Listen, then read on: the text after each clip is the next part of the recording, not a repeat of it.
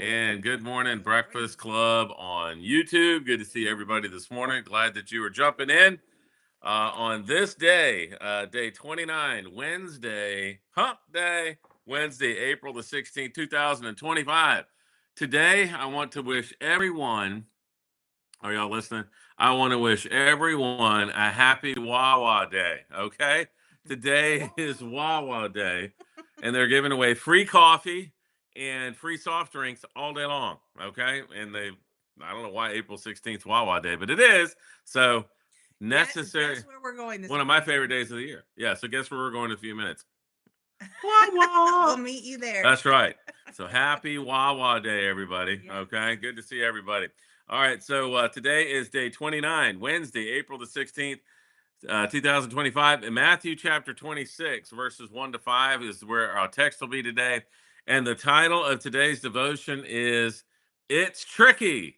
It's Tricky. Okay. And I can't believe, honey, I can see the genre of music that many of our breakfast. I thought they were a wide variety genre of music, especially after that Beatles fiasco last week. Okay. So anyway, It's Tricky is a song title from my childhood, right? You remember exactly what popped in my head when you said it's tricky. Yeah, it's tricky. Y'all, anybody know who sang it? It's the immortal band and theologians Run DMC. Come on, somebody, right? And they had their third album released in 1986 with a title song song on it called "It's Tricky." It's tricky to rock a rhyme that's right on time. It's tricky, right? And so sometimes when I'm putting together a sermon or a message or teaching or whatever, man, those the lyrics, it's tricky. It's tricky to rock a lesson, right? A lesson that's going to hit and land. So the idea of it's tricky, man, I was wondering if anybody's going to pick up on that. Renee. And well, Renee did here, but after I said it, nobody, Christina and Angie, they let me down. They didn't, I thought Angie had it actually, because she was going into YouTube. It's tricky. But anyway, anyway, that shows you where I spent my childhood, right? In the Run DMC LL Cool J lane, right? I was 16 when that album came out, 1986, and so anyway, so thought I'd bring you some history today. Yeah, and so, KJ52. Yeah, well, that's a Christian version of it. Yeah, yeah. Anyway, so day 29, y'all. Let's say hi to Angie Dazzle Brazzle first in line on YouTube today. Angie Dazzle Brazzle. We got Jimmy Kim Rosario, Jim and Donna Walden, Mata, Elena Ferrari. Good to see you, Mata. Stephanie, good to see you. Christina Massey, David jumping in today. Good to see you guys. Tom and Penny Nungesser. Good morning. Don and Becky, good to see you. Vinny and Sherry, good morning. Christy, good morning. Tom and Joyce. Mello, good to see you guys. Kay Wilson, good morning. Good morning. Leslie, good morning. Good morning, Leslie. Papa Stu and Joanne, man, is it ever going to get to springtime up there? 34 degrees today, up to a high of 40. Man, I tell you, well, maybe that is springtime for Buffalo. Come on. Marlon, good to see you this morning. Mama and Papa Deck in the house. Good morning. Martha Garrido. Good to see you. Jim and Sharon Gallagher. Good morning. We got Tim Deck. We got Dale Petruska. Good morning, Dale. Marianne George. Good to see you. Barry and Linda. Good morning. Kathy Stroh. Good morning. Early Bird in the house. Got Debbie Dober. Good to see you, Debbie. Scott and Renee Thornton. Good to see you guys. We got Donna McGuire. Good morning. Lisa Litchfield. Good morning. Gary coming, working out at Empower. Look, Gary, I got my Be the Light shirt on. So I know you're being the light out there in that dark world. Man, people need Jesus, do they not? We got, let's see, where did I leave off? We got Young Lim. Good morning, Young. Rosa and Kelvin, good to see you guys. Tim and Wanda, good morning. Samantha Stolfus, good to see you. Eva Stout jumped in. Good to see you, Eva. Carol Strachan, I see you just jumped in. Patty Graves, good morning. Anybody else? I don't see anybody else at that moment. Okay, go ahead, honey.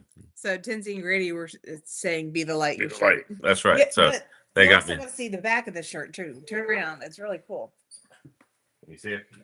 Can you see it? Thy word is a lamp unto my feet and a light unto my path. Psalms 119, 105. Museum of the Bible. Very good. You can itch a little bit while you're back there. I'm just kidding. Okay. That felt good. All right. Anyway, I thought that was really cool. You had to see the whole shirt, not just the front. All right. So Go ahead, honey. You got them. So we have Gail Howe on Facebook, Carolyn Orr, Lana Clayman, good morning. Cynthia Silva, good morning. Hey, Cindy. Carolyn Orr. Hi, Carolyn. Kenny Voorhees. Hey, Valerie. Hey, Kenny. Gigi, good morning. Hey, Gigi. Hola. Buenos dias. Valerie Halgren, good morning. Hey, Valerie. Tinsy and Grady, good Hey, morning. Tinsy. Hey, Grady. Amber, good morning. Hey, Amber. Paula, good morning. Hi, Paula. See, Anthony and Amber, good morning. Hey, guys. Good to see you. They said, thank you so much for your prayers for Holly. Good. What does your shirt say? So that's what they're looking at. It says, be the light. That's what it says. Be the light. You just don't worry about the Hebrew. You worry about the English. That's why the translation is there. Sharon, good morning. Cynthia Silva, good morning. All right. Good to see you guys. Okay. So today we're talking about it's tricky, right? And so in Matthew chapter 26, verse 1 to 5, we have now leaving the Olivet Discourse, and Jesus is again turning his attention toward the task at hand, right? This is the last week before it's Passion Week. And so in this passage, Jesus is interacting and engaging in so many things that are happening. Up to the arrest, all the way through the arrest and Peter's denial. Just a passage that seems like it's fast flowing, right? It's moving, it's growing, it's going. It's almost like you feel tired after you read it, because it's like 75 verses. But no, there's so much happening in it, and this is a whirlwind kind of night for Jesus, right? So I just started thinking about this idea. Why are we so tired, anxious, sometimes overwhelmed in the world that we live in today? Because it's tricky, man. It's tricky to live in this world today. Can I get a witness, right? It's tricky. Sometimes you think you're doing the right thing and it's the wrong thing. And sometimes you're doing what your very best and it just ain't good enough, man. It's tricky, okay? We're going to talk about what that means today in this passage. So in Matthew chapter 26, we learn about the plot to kill Jesus, which is what we're talking about. The anointing at Bethany. You guys remember Trish Rager did a little skit on Sunday about that event, the anointing at Bethany. Judas agrees to betray Jesus. Jesus celebrates Passover with his disciples. The Lord's Supper is instituted. Jesus predicts Peter's betrayal. The prayer in the garden, right? Jesus sweating drops of blood. Betrayal and arrest in Gethsemane, the Garden of Gethsemane. And then Jesus faces the Sanhedrin and then Peter's denial. All of that action-packed in chapter 26, okay? That's why we separated it in 2 days. And so the first day is only through verse 16, and the second day is the rest of the chapter. And so tomorrow we'll be in here, so we're going to be 2 days visiting Matthew 26. All right, so let's read the first couple of verses and make some comment. Why are we so tired, anxious, and sometimes? Oh well, I know. I highlighted that too. Underlined where. I think you just do that to me. Set you up. You did. Okay, now it came to pass when Jesus had finished all these sayings that he said to his disciples, that after 2 days is the Passover and the Son of Man will be delivered up to be crucified. All right, so the text says when Jesus had finished these sayings, all these sayings, right? That's referring back to the Olivet Discourse. So Matthew, as he's writing this from the future, talking about a past event, is remembering how things kind of played out. And the Olivet Discourse, when Jesus is talking about the end times, we spent a couple of days there in Matthew 24 and 25, after he had said these things, right? And so really the next thing that Matthew remembers or Matthew brings into remembrance is this idea that the Passover, 2 days to the Passover, the Son of Man will be delivered up and crucified. So Jesus turns their attention back to the main point, back to the matter at hand. And, sometimes you and I was talking yesterday in our staff meeting, our church staff meeting, Dr. Max was there, and we were kind of talking back and forth and said, if we want a high attendance day at church, we're going to preach Revelation because everybody wants to come and hear about the end time. You may have heard 27, 30 different sermons about the end times, but you want to come and hear it again because it's one of those subjects that is exciting. It's exhilarating. It's full of wonder, right? And so it piques our interest. But For some, it piques our interest so much that we forget about today. We're so busy looking at the future that we forget about living in today. We forget about the matter at hand. And so Jesus brings us back to reality. He gives us a reality check here, right? We can talk about the end times all you want, but let's talk about today and what today is going to require. Okay. Matthew's gospel concludes that Jesus' teaching is finished here, right? This is the last time he'll teach. In these last days before his betrayal and crucifixion, he warned the multitudes about the corrupt religious leadership and spoke to his disciples about the things to come. And now it was time for Jesus to fulfill the work on the cross. Adam Clark said it like this, kind of summarizing where Jesus is at this moment. He says, having instructed his disciples and the Jews by his discourses, edified them by his example, convinced them by his miracles, he now prepares them. He now prepares to redeem them by his blood. And so, kind of a capstone. Now we move into really what Jesus has been waiting for. Jesus has been walking toward the entire gospel. Now we are headed in that direction. And so it's back to reality, right? Uh, you know that in 2 days the Son of Man will be delivered up and crucified.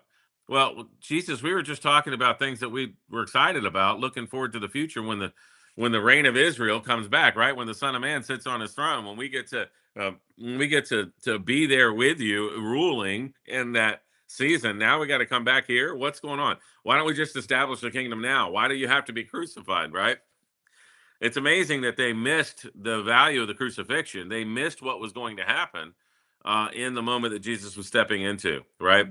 Perhaps following the triumphant discussions of the coming kingdom, the disciples felt reinforced in their belief that it was impossible for the Messiah to suffer. Jesus reminded them that this was not the case.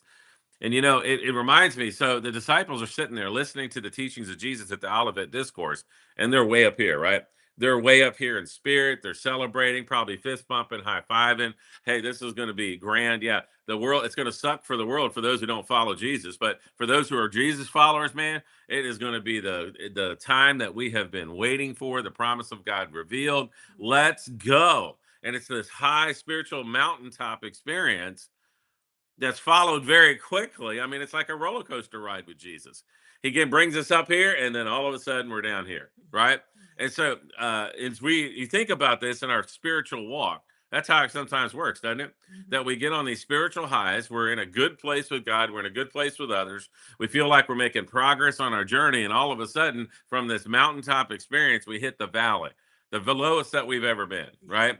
When Ann and I were youth pastors, well, I was a youth pastor, you were the youth leader. Well, you did all the work anyway, so all the real work still does. Anyway, so we would go to camp, right? We would go to camp, and it was just an amazing spiritual experience for the teenagers, right? It was overwhelming. It was overwhelming, and very real spiritual growth and spiritual experiences happen in those times, in those retreat experiences where we would take the youth to go to summer camp. By the way, let me just drop a commercial for the dessert auction, May 18th, right after the third service, May 18th. Write it down, circle your calendar, dessert auction for our teenagers to go to camp this year. But we would go to camp and we would have this spiritual mountaintop experience. And then we became very quickly acquainted with the post camp blues, right? The post camp blues. We knew without a shadow of a doubt, after a year or two of doing this, we knew to expect it now, that we would be way up here, and then a week or two later it would be down here. Why? Because the teenagers came back to their normal routine. They came back to life and the situation, circumstances, maybe mundane circumstances or crisis that they were facing in their relationships or just the world that they lived in, and they would succumb to it. It would come down. Their spiritual excitement, enthusiasm would just be worn away. Why? Because life's tricky, man. Because the devil is subtle. Because he's crafty, and he's an expert at bringing our joy and bringing our enthusiasm for serving the Lord down. And we got to be careful about that. We got to be watching for that. All right. So Jesus warns them, look, hey, it's not just mountaintop experiences. I'm going to be crucified now. Let's get our mind back where it needs to be and recognize the reality of the situation. Okay. So if you think it's just going to be all mountaintop experiences following the Lord, man, I know the Breakfast Club don't believe that bull. No. Okay. Honey, why don't you read verse 3 and 4 and we'll go from there.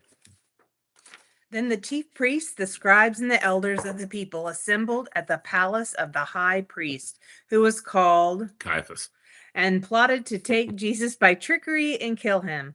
But they said, not during the feast, lest there be an uproar among the people. Okay, so it's the end of the road here, guys. I mean, this is what is happening in this passage, right?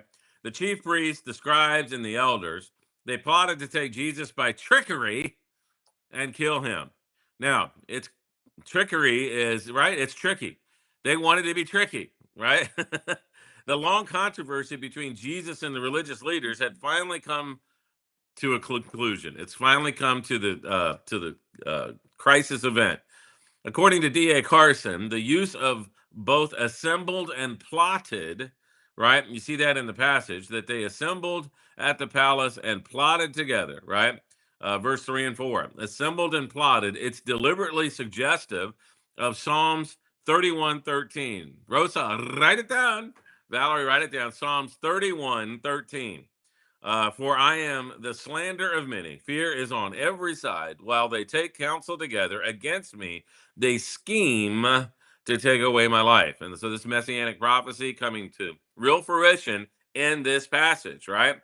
And so the idea here is that Jesus faced real persecution and was put to death by trickery. By trickery, right?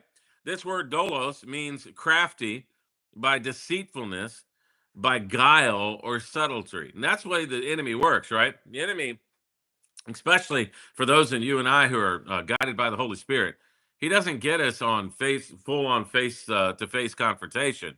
It's that it's that tricky stuff. It's that subtle stuff that comes in from the side or comes in from behind when we're not looking and when we're not really aware. It's that subtle stuff that sneaks up on us, and before we know it, right, it's a problem. Before we know it, we done something we shouldn't be doing, or saying something we shouldn't be saying, or thinking something we shouldn't be thinking because of this subtleness, this trickiness of the enemy. Right? We live in a world that's controlled by a subtle, crafty enemy who that's how he attacks us. Not through this front, but you and I have our guard up when we're facing the enemy, right? We know we're going to say no to that, but when it comes in the side in these little tricky ways, man, that's when he gets us, right? The enemy is tricky.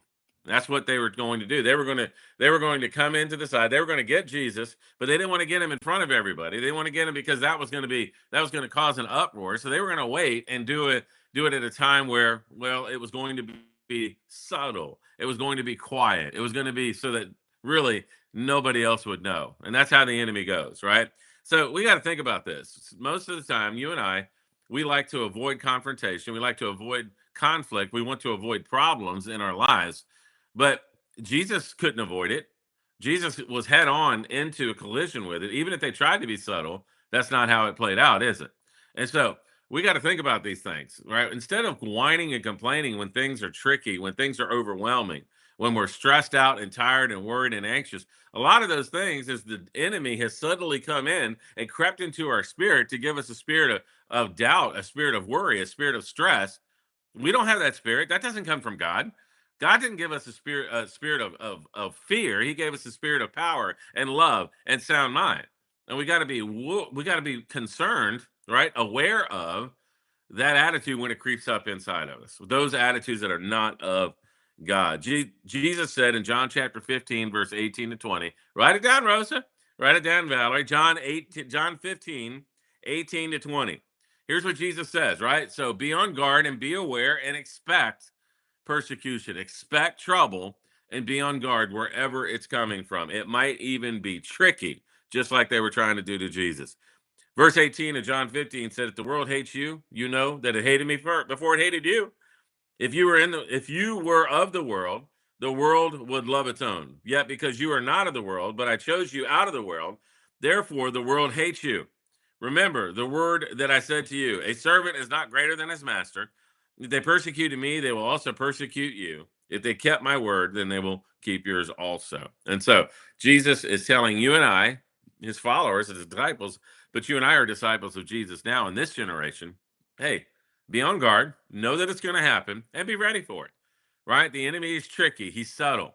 He's crafty. He's going to try to come in unnoticed ways. Well, don't let that happen. Be on guard and be aware. You try to do it to me, they're going to do it to you. All right. So, a couple of things about Caiaphas, and then we'll close our thing. Because Caiaphas is one of those characters, and he's a character, right? Mhm. He's one of those characters in this story. He's one of the. He was a real person, lived in a real time, in a real place, and did some real things to some real people, right? And so Caiaphas, his being the high priest was actually something that we should take note of, right? God uses even Caiaphas in this moment that to play out his purposes. But he was an illegal high priest. He got the high priest and he shouldn't have gotten it. He was an illegal high priest. D.A. Carson talks about this. Annas was deposed by secular authorities in AD 15. Annas was the high priest before Caiaphas. AD 15 and replaced by Caiaphas, who lived and ruled till his death in AD 36. But since, according to the Old Testament, the high priest was not to be replaced till after his death, the transfer of power was illegal. Annas was still alive. And so Caiaphas should not have become high priest until Annas passed away, until Annas was dead. And that didn't happen. And so this was really an illegal proceeding that happened, but yet it was allowed to happen anyway. Doubtless, some continue to call either of them high priests. And so Annas, who is also mentioned in the story of Jesus, I think he comes up in the writings of Paul too. Caiaphas, they're all there, right? Annas was the high priest, was deposed, and then they put Caiaphas in there. That was not according to the law of God. It was illegal according to the law of God. He was an accomplished politician, this guy Caiaphas, right? Let's hear it for the politicians in the room. Come on, somebody. That was for you, Jimmy Freeland. Accomplished politician. William Barclay said this.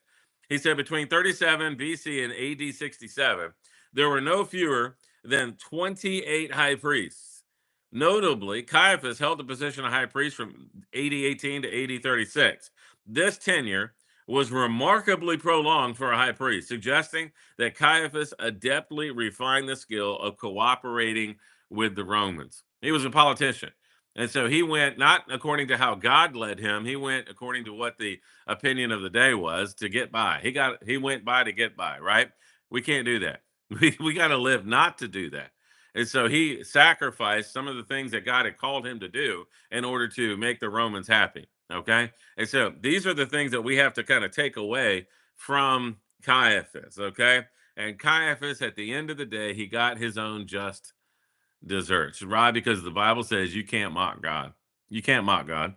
Adam Clark said it in his commentary. He said about 2 years after the Lord's crucifixion, Caiaphas and Pilate were both deposed by Vitellius, the governor of Syria, and then emperor.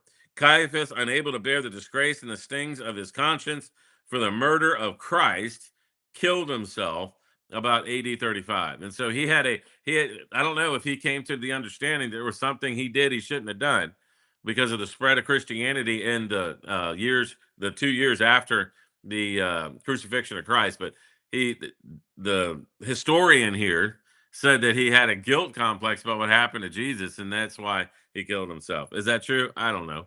I really don't know. And I don't really care. Don't you have to understand who we're dealing with here, right? He was a politician who went and pleased man versus pleasing God. And so thereby paid the price for that. So in this passage, Jesus was persecuted, right? And we should expect to be as well. We should expect to have trouble as well as we live and stand up for Jesus. And Jesus' tormentors did not escape the torment, right? They didn't escape to torment themselves. And you know what? If people are coming at us today, we got to recognize, right? If they're not followers of Jesus, at the end of the day, they're the ones that lose, not us.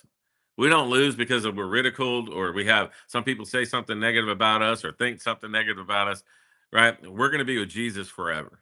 We got to keep that in mind as we live for today. So if you're on a spiritual high, let's understand that the enemy's going to try to knock you off your pedestal. Don't let him. Don't let him be tricky in your life today. Be aware and be on guard against those things that are tricky to trying to bring you down. Father, I thank you for today. We do thank you for your love for us. We thank you for the word today. Continue to go before us, Lord, and to live today, to please you, to walk with you, having faith and trust in you. And Lord, as we come up against those tricky circumstances, sometimes we're aware of, and many times we're not. Lord, help us to be able to identify those situations, evaluate them, and to be obedient and follow you in the midst of them. We love you, Jesus. It's in your name I pray. Amen. All right, honey, you want to? Prayer requests today are Chris Deck, interview for a job. praying for you, Chris? Penny Nungesser, some kidney issues. Mama Deck's mom, Marilyn. Marilyn. Marilyn. They've corrected my spelling. Oh, okay, good. Marilyn. And then Dale Petruska, her husband, Don. And then Holly Wagner for her oral surgery. Continued recovery. Yeah. And then I missed something with Helen is better after surgery. Yeah, Helen had emergency gallbladder surgery yesterday. Oh. Helen McWilliams. I was wondering if we got like all the messages, because I went to the top for the live chat or because it seems like we were missing something. Yep. It says top chat or live chat, and I made sure it was on live Somebody give chat. a thumbs up on Facebook. Right? Yeah. It's like you're missing information. Well, so, but anyway. Pray for Helen's recovery from gallbladder surgery. She did call me and leave me a message last night, so it sounded like she was a little bit groggy. So anyway, continue to pray for them. Pray for each other as we look forward to, hey, tonight, 6 o'clock, church. Let's get to church. Gonna have a great time talking about the supremacy and preeminence of Jesus Christ. If you are coming, if you're not in the choir is going to be in the sanctuary. So those of us in the Bible study are going to be in the meeting room. So join us. If you can't come in live, join us online for tonight's conversation, Colossians chapter 1. Yes. God bless you guys. We will see you soon. YouTube, you are signing off. All right.